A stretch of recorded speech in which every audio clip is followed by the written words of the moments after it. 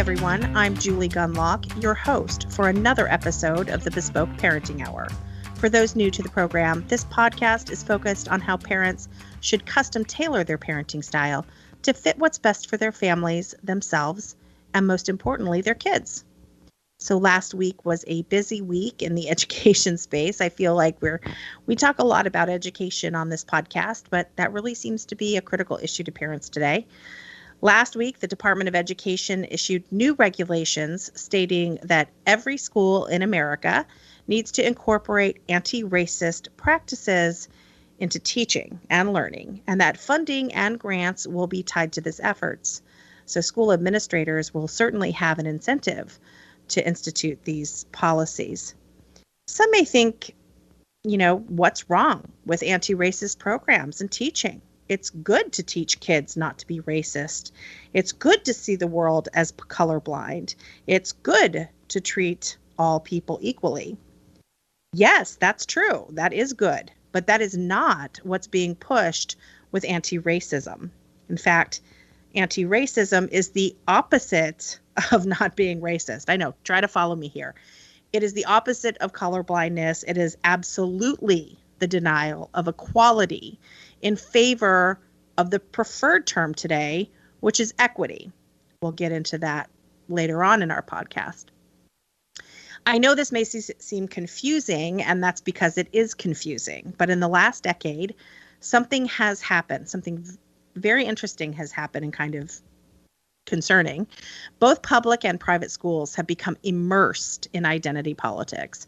Many teachers and school administrators see themselves not as educators, but as activists eager to politicize education, throw out traditional curriculums in favor of radical leftist curriculums that teach kids to hate their country, and instruct kids to treat each other not as individuals, but as members of an identity group, who assign value based on immutable qualities like the color of their skin, their sexual orientation, their gender identity. Parents are increasingly worried about this dynamic, but many don't know what to do or are too afraid to speak up. I felt that myself. Now, if you're on Twitter or you're following these issues, you might have seen a letter from a teacher named Paul Rossi, who taught at an elite private school in New York City, one of the most elite private schools and a very expensive school. He wrote an open letter where he basically said that he refused to teach anti-racist curriculum in his classroom because he said it is political indoctrination, and it certainly is. I don't know his exact status, but he is no longer teaching at that school. Additionally, I urge everyone to read another letter, this one by a parent named Andrew Gutman. He sent his daughter to another very elite private school in New York. Gutman wrote with astonishing frankness about this school's almost obsessive, I wouldn't even say almost, it is obsessive focus on race issues. He posted the calendar from this school called Brearley, where every single day the kids had to attend another function telling them that they were racist or telling them that they live in a terribly racist, awful country. Gutman ended up pulling his daughter out of the school, and not surprisingly, he has received vicious treatment on social media for having the nerve to complain.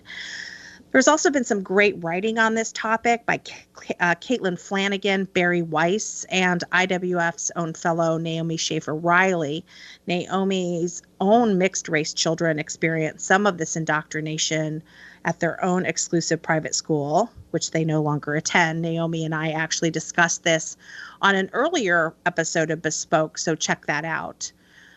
These individuals, Rossi and Gottman, and even Naomi, they are extremely rare. Parents and teachers mostly stay quiet about their concerns because they fear that if they speak out, their child might face repercussions. It's a big subject and it's complicated. So here to explain it a bit better is Nicki, Neily, a good friend of mine and a brilliant thinker who has one of those rare talents of taking a very complex issue and figuring out a way to explain it so that it makes sense. Nicki Neily is the president and founder of Parents Defending Education, a nonpartisan, nonprofit national organization giving parents the resources and support they so desperately need to advocate for their children's education. Prior to launching Parents Defending Education, Nicki created Speech First, a nationwide membership organization that defends college students' free speech rights through litigation and other means. Speech First has filed federal lawsuits against a number of big-name universities for violating students' speech rights. They have secured major victories at the appellate level and have forced policy changes not only at the schools in question, but at dozens of other schools across the country who likely want to avoid Nicki Neily and her and more lawsuits. Nicki was also the president of the Franklin Center, and at one point had a very difficult job of being my boss at the Independent Women's Forum. Nicki grew up passionate about civil liberties, thanks mainly to her family history. Her grandparents, both Japanese American citizens, were born in California and met in a Japanese internment camp during World War II. Thanks so much, Nicki, for coming on. Thank you for having me. So obviously in the introduction, I mentioned, how CRT, critical race theory, anti-racism curriculums are sort of taking over, not just public schools for private schools. That alone tells you why your new organization was so needed. But tell us why you set it up and why you think it is so needed out there today. Sure. I mean, I think, 2020 was kind of a perfect storm for a lot of people. My husband used to work in school choice, doing school choice litigation. And I remember when everything shut down in March, we had a lot of friends reach out to us and they said, we don't want the schools to be closed, but it feels like the schools don't care what we want. And we would just laugh and be like, oh, no, they don't. So that was one element of it. And then also suddenly classrooms are in people's living rooms. And I think parents suddenly had this window into what their students have been learning for many years. And they were horrified. Your social studies prompt is what? Like you have to write an essay about what? Yeah. And I think that really freaked a lot of people out. And again, it really drove home the fact that families are deeply disenfranchised. Schools are not there to be responsive to families' concerns or needs. And actually, kind of the thing that sort of put me over the top was, I'm from Chicago originally, and there was an article in the Wall Street Journal about a city where I grew up. After all the George Floyd riots, the superintendent of a school district called Evanston, where Northwestern is based, said that he was going to allow black and brown children back before white children in the name of anti-racism. I was furious, and I remember ranting to my husband. I said, "This is unconstitutional." And he said, "I think a lot of people don't realize this is unconstitutional." And so my initial thought was, well, I want to create Speech First for K-12 and just sue a bunch of these schools. And in talking to people over a period of several months, it occurred to me that, it's one thing to sue the schools, but I think we need to actually start at a much more basic level. I think a lot of people have been very uncomfortable with what they've been seeing and hearing in the news and in their children's schools, but people actually don't know where the red lines are. They don't know that if you go to a public school and your child is forced to confess their privilege or say things that they don't want, that's compelled speech. That's a First Amendment violation. Yeah. Or if your children are separated by race or by gender and they're treated differently, if the little boys are told that they're part of the cis heteropatriarchy, or the white kids are told they have white privilege, that could be a Title IX or a Title VI violation. People don't know that. And we've also seen a lot of families over the past year pull their kids out of public schools and put them into private schools, because obviously the private schools are the ones that are open. But when you go into a private school, you actually don't have a lot of those rights. And so I thought, well, let's start there. Let's tell people where the lines are. So when the lines are crossed, they'll know what to do. And then we kind of built out from there. And so now suddenly we have all these different programs and all these different things we're doing. But I think a lot of it just starts from the idea that we need to empower parents again to get involved in their children's education. Yes, that's critical. It's interesting to me, too, how many people hear it's anti-racist education or it's critical race theory. First of all, I don't think the vast majority of people know what critical race theory is. But they have heard, I feel like anti-racism and Kendi's book and D'Angelo's book have become much more a part of popular culture. And so, and yet people will read these books and they all think, it's, well, what's wrong? I said in my intro, what's wrong with teaching anti-racism? What's wrong with equity? I mean, I think one thing that would be helpful is, what is the difference between equity and equality? because that is a term you never hear equality anymore. You hear equity. Tell us why that's sort of if I'm going to have a dictionary of words that I think, okay, these are sort of like triggering words, right? Like what does equity mean in this context? No, it's a great question. And that's actually, we have a whole guide on our website, Understanding Woke Jargon, because there is honestly a little bit of a bait and switch. Because people think, okay, well, equity means equality. And right. Like, who is opposed to culturally responsive education? Like all these things sound very benign, but they're really not. I mean, I think a lot of us understand equity as fairness or justice, but now it means equality of outcomes. And frankly, anybody who knows two siblings, has two children, knows that even if you have all of the same inputs, it is impossible to guarantee equality of outcomes, period. And so that's when we start to see schools, we start to see districts, governments trying to game the system to try and make sure everybody has equal outcomes. I mean, I think about that short story from Kurt Vonnegut, Harrison Bergeron, where, attractive people had to wear masks and athletic people had to wear weights. That's essentially what we're doing in schools. I mean, we now see this trend of schools trying to get rid of gifted and talented programs because there's a perception that some kids, are disproportionately represented in those programs. Well, maybe a better system would be, let's make those other programs really good so that everybody, we don't need to segment kids. But that's a really hard thing to ask. It's a lot easier to say, we're just going to chop off these people at the knees and not let them get ahead. And frankly, that makes society worse off. Well, and it's lowering. What we're seeing, especially in Virginia, Nicki and I, for those listening, both live in Virginia, and I pulled two of my children out of the public school. The third will come out. He's finishing his elementary years, and he will soon also go to a private school. But in Virginia, it is really astonishing the speed with which they are implementing some of the CRT stuff, some of this, sort of anti-racism, all under the guise of equity. For instance, Virginia just this week announced that they will not be allowing any more advanced diplomas. And I'm actually not totally familiar with the concept of advanced diplomas, but my quick read of it is that kids could sort of specialize or could do advanced work, and that would be indicated on their high school diploma that they have some advanced work, and that is going to be done away with.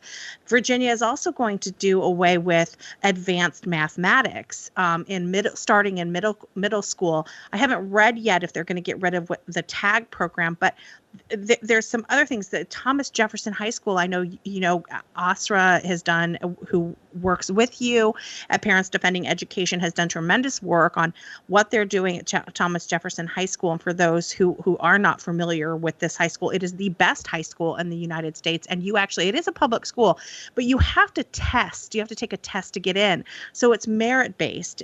If you test well, you're allowed into this high school. It's an amazing high school. It's a sort of math and science high school, and now they're doing away with that. So now it's going to turn into just any other high school, not a merit-based high school. So these are the kinds of policies, again, we're just starting to see them now. So Nicki, I really think thank God for your organization, but I think parents are going to get a very quick education when they realize may have been ignoring this, but then when they realize that TAG math is going away, and TAG, of course, stands for talented and gifted, there's no advanced mathematics in middle school.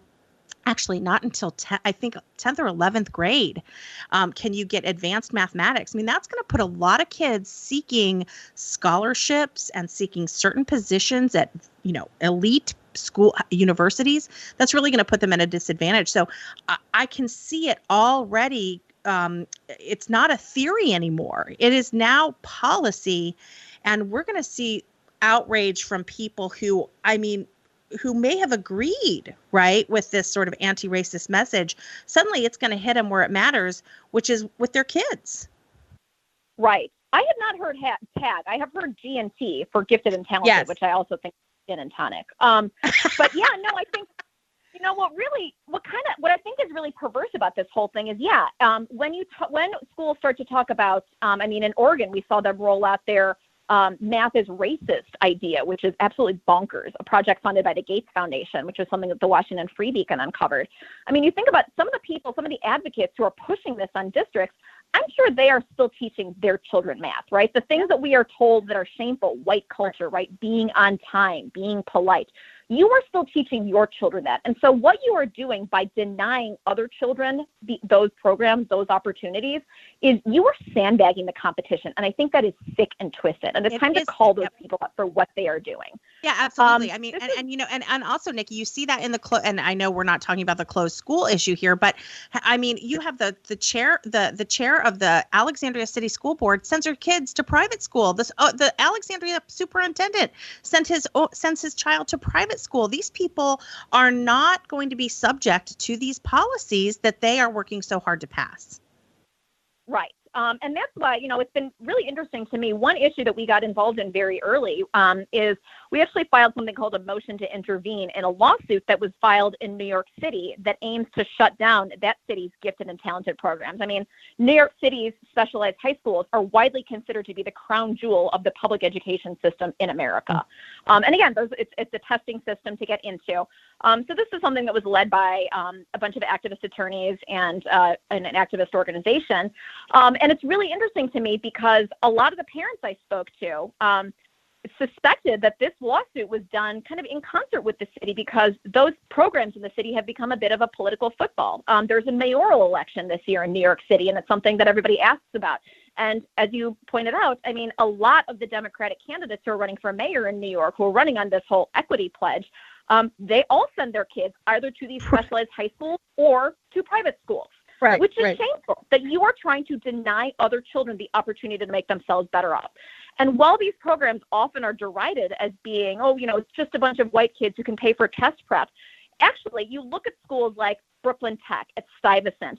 This is a lifeline for children that are coming out of poverty. 61% of the Asian children who are in those schools are actually below the poverty line. That's actually a higher percentage than the Hispanic children and the same percentage as the African-American children in New York City. And so this is not just a rich white kid program.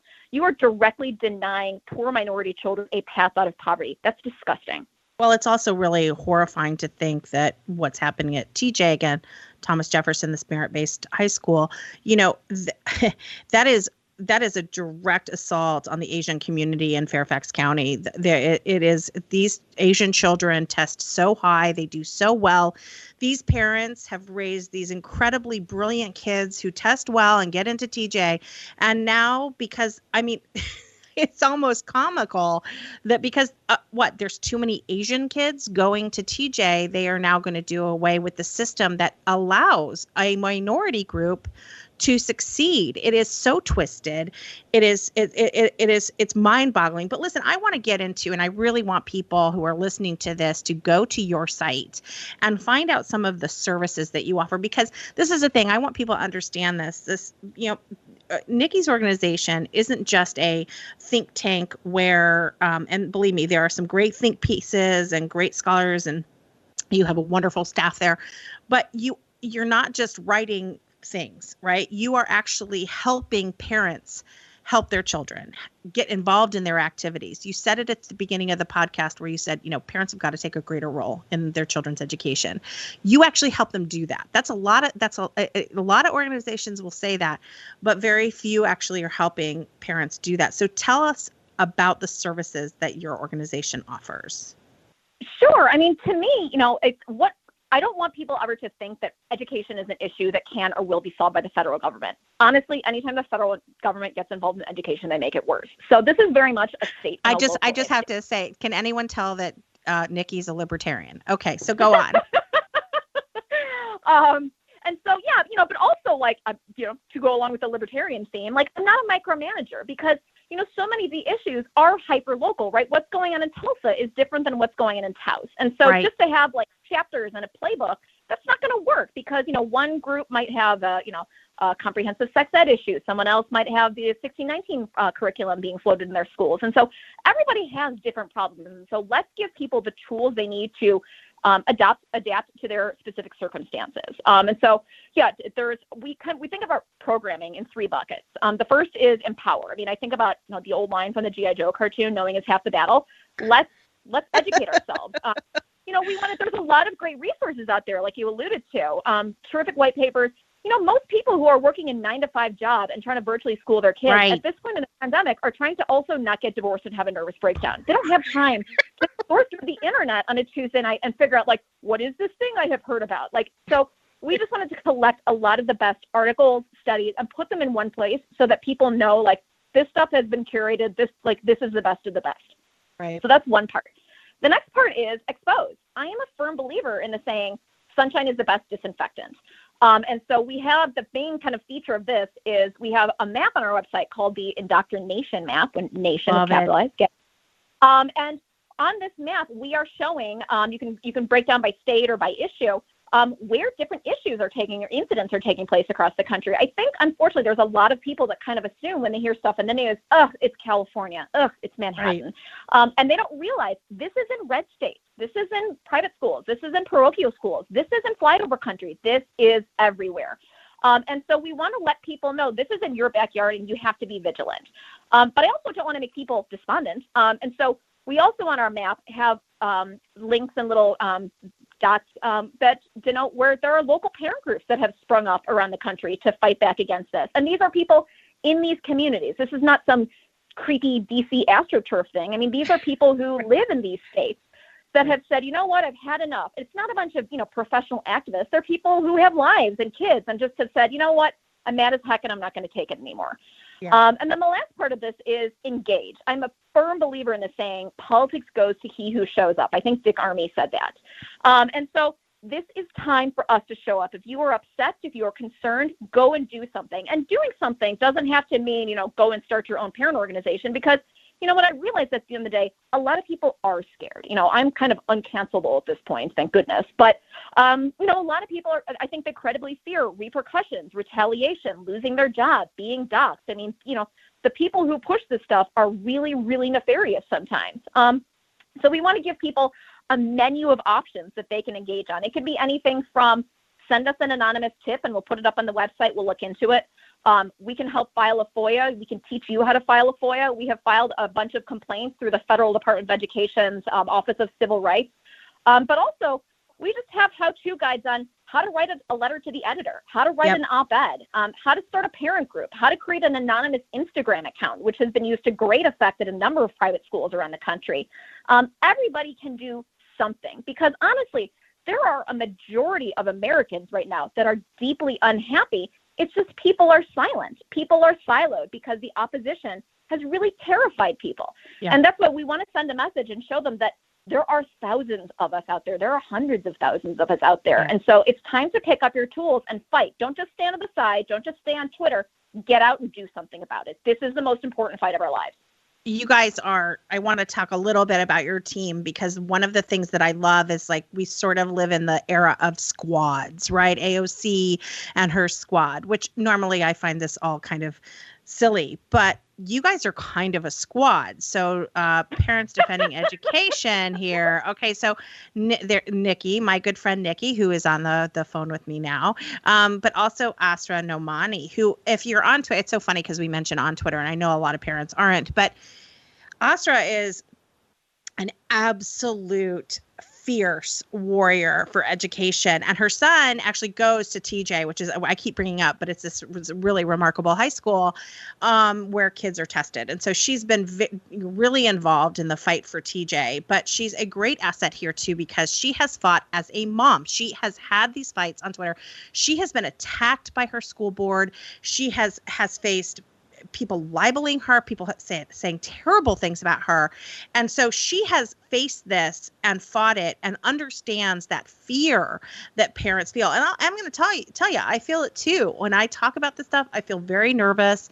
And so I think it's great that you also have this, have Astra there, and also Erica Sansi, who I think is my favorite person in the world, except for you, right? I got to say that quickly. But Erica is so phenomenal. She has served, I think, on a school board, and she has, she has kids. And the great thing about Erica is she has one kid in private and one kid in public and one kid somewhere else. And so she's sort of experienced the different types of education that there is. So I really want to compliment who you have at at the organization. I think that's important that people know that these aren't, like you said, some random AstroTurf organization. These are moms who are currently fighting this right now and understand how it feels to be a parent kind of feeling helpless at times, I'm sure.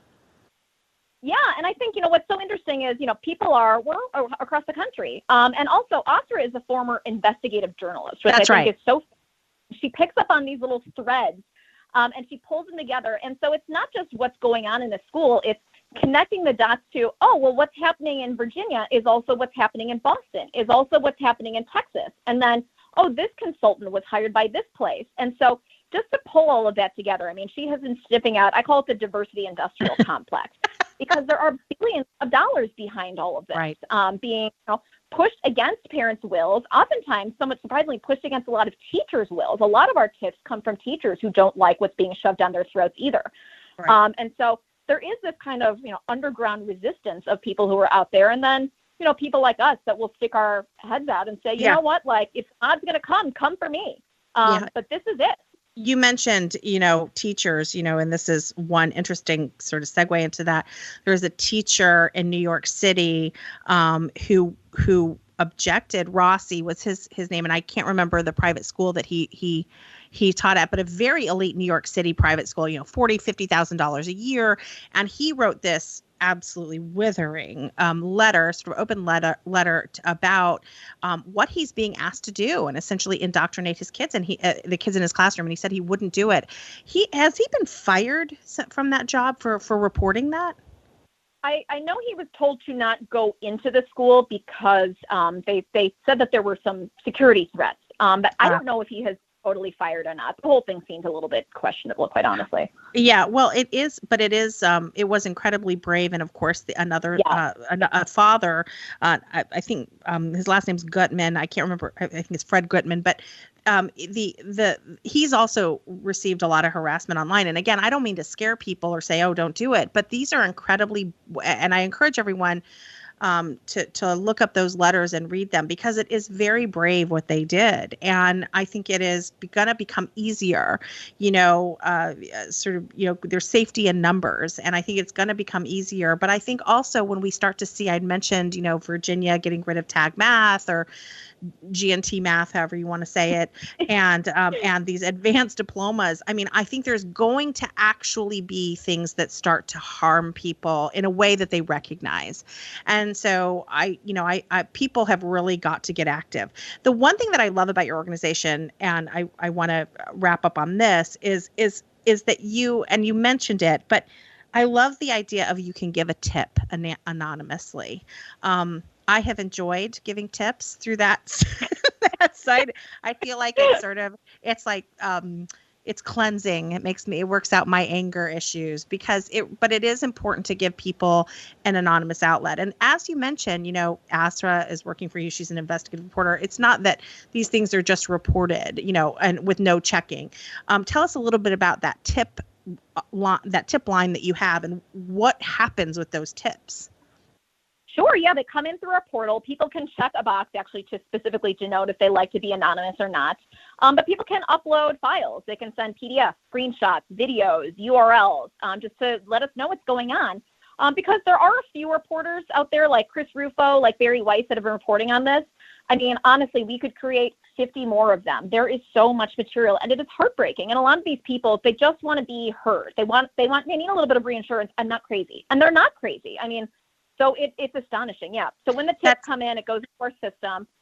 We vet everything. I mean, we're not going to put something up on our map if we don't chase it down. We go to great lengths to make sure that nobody can tell when they read a tip where it's come from. And we also won't just throw up hearsay. We want some proof. We want some documentation. We want some backup. And if somebody doesn't have it, it's not the end of the world. I mean, we will chase down, and often where there's smoke, there's fire. But we do, we want to be able to stand behind everything that is up on our website. And we'll get on the phone with people. We have these tips that we then hand off to reporters then who can, sometimes they'll have a bigger platform than just it being on our website and languishing there. And so we've been able to break a number of stories over the past few weeks, which is really encouraging, and every time that happens, it raises just a little bit more awareness with people realizing, oh, this is happening in the town over from me. And then they know what to keep an eye out for. They know what the terms to listen for are. They kind of know what to be vigilant about. And so to me, I think, this is this has the potential really to implement a lot of discipline in the system. And, you joked about me being libertarian. As kind of libertarian as I am, I don't actually think that everybody in the school system is bad. I mean, I think there are a lot of teachers, a lot of, principals, superintendents who last summer, they felt that they had to put out a statement, not realizing that the words they chose, sometimes were unconstitutional, sometimes were ill-considered, not understanding the difference between, equity and equality, stuff like that. So I think, we have to educate kind of everyone across the board, because I think if a principal realizes that something that a teacher is trying to get away with, it might end up on the front page of their paper, might end up on TV tonight. Frankly, it's going to make them think twice about letting people get away with murder. And that's what we need. We need more accountability in our system. Well, and the thing is that it is astonishing to me, the boldness with which some of these activist teachers and administrators are acting. And I agree with you. Not everyone is bad. We have seen, actually, IWF has done some work in this area, and we've received letters from teachers saying, I'm so nervous. I'm so scared. I don't know what to do. I'm really trapped. And so I understand the fear is not just from parents. The fear is also from teachers. But, honestly, it's interesting to me. Part of the reason that Parents Defending Education exists, and I know that these incidents don't just happen in public schools. They also happen in private schools. But part of the reason these organizations like yours are so needed and why these voices and brave people speaking up is because there isn't school choice. And I don't want to, you're like, wait, are we going to get into that? We'll be on for another 2 hours. And I'm not trying to get into that, but it does say something that part of the reason that the school administrators and some teachers, some activist teachers have become so bold is because people don't have choice. They can't walk away. And when I talk about choice, I also talk about, for instance, I'm doing a system where I'm homeschooling, but I also have a tutor. That is a great expense to us, and so if the government was giving money in various forms to families rather than institutions, I could more afford, more services for my son, private services. I could look at different things. He has some really interesting interests, and I could tailor his education to those interests instead of, shoving this round thing. What is the phrase round thing into a square hole? I can't even think. Round peg, square hole. Yeah. Peg. Thank you. Couldn't. Anyway, so the point is that I think this is all, your organization could actually, increase. I know it's not totally related, and you don't talk about school choice, and that's not the mission. But in some ways, I think when people get wind of this, when they see, how really just education in general has gotten so out of control, and how kids and families' opinions don't matter anymore to many of these administrators and teachers. And again, that's private and public. People are going to want more flexibility. And if that means staying home with their kids and partly homeschooling or joining pods or, doing micro schools or online schools, whatever it is, people are going to want more choice. And I think your organization is going to help really steer people to understand the importance of school choice. Yeah, I mean, with public schools, this is all being done to our children with our tax dollars against our will, which is just insult to injury. I mean, right. I think, there are things that we could do that would make a big difference overnight if if there were greater curriculum transparency, and people knew what their kids were learning. I think there would be, people would be screaming bloody murder. In the state of Texas, there's a law. You have to be able to get from a public university's homepage to a classroom syllabus within 3 clicks. I can know what my college sophomore is learning, but I cannot know what my kindergartner is learning. That's insane.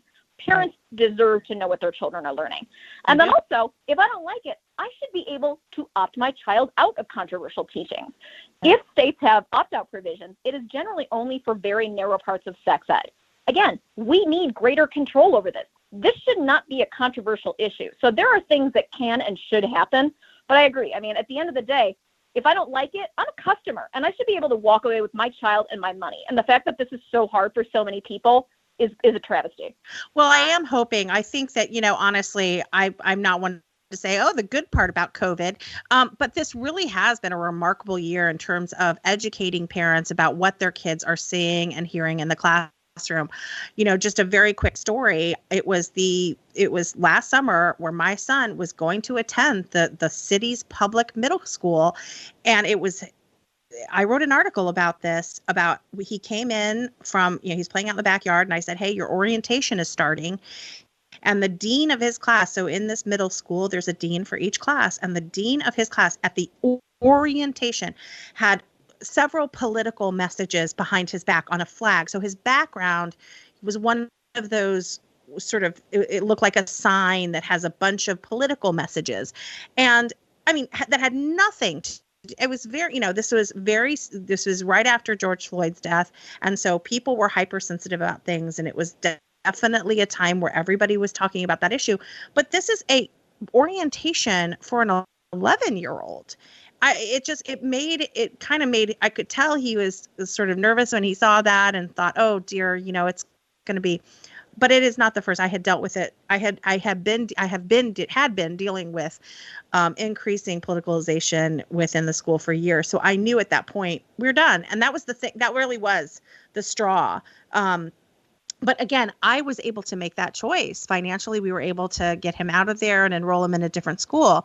The fact that more parents can't do that is both sad, but it's also why your organization needs to exist. And I'm so glad it does exist, Nicki. And I'm thrilled about the women that are working with you. This is just a great organization. So tell everyone where they can find you and the links and where you are on Twitter and all of that. Sure. So the website is defendinged.org.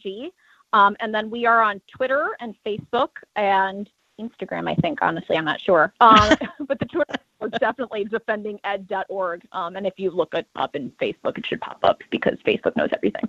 I really do encourage everyone to go to defending to Parents Defending Education.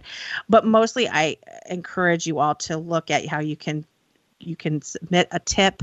You can fill out, information for their map so that other people in your community can go to that map.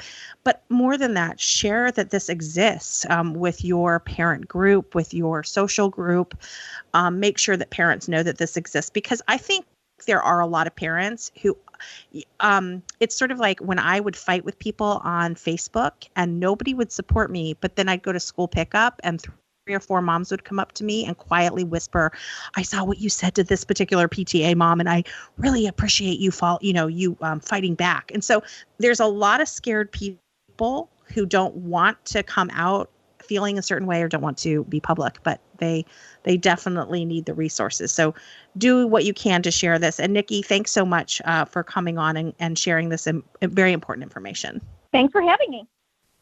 So for parents who are listening to this and just listen to what Nicki had to say, again, I really do encourage people to check out that new organization and follow. I don't know that Nicki's on Twitter, but Erica Sanzi is and Asra Nomani is. They are on Twitter, and I really encourage you to follow them because they comment on news as it comes down, and the organization itself is on Twitter. So I do encourage people to visit the organization and fill out, look at their resources and fill out their tip line. I hope this podcast does something to inform people about how damaging this anti-racism CRT philosophy is among the most vile aspects of this religion. And it is a religion, is that it tells white children that they are racist, and simply by virtue of having white skin. They are racist, and there's no changing it. There's no escaping it.